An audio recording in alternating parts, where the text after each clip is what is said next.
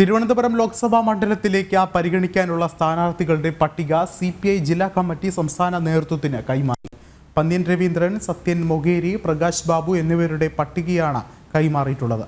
കഴിഞ്ഞ ദിവസം ചേർന്ന ജില്ലാ നേതൃയോഗത്തിലായിരുന്നു സ്ഥാനാർത്ഥി പട്ടിക തയ്യാറാക്കിയത്. തിരുവനന്തപുരം ലോക്സഭാ മണ്ഡലത്തിലേക്ക് പന്ന്യൻ രവീന്ദ്രനെയാണ് CPI ആദ്യഘട്ടം മുതൽ പരിഗണിക്കുന്നത്.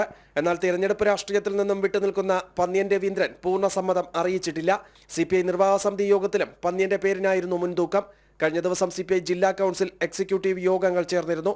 പന്ന്യൻ രവീന്ദ്രൻ പൂർണ്ണസമ്മതം അറിയിക്കാത്തതിനാൽ പരിഗണിക്കേണ്ട സ്ഥാനാർത്ഥികളുടെ പാനൽ തയ്യാറാക്കുക എന്നതായിരുന്നു അജണ്ട.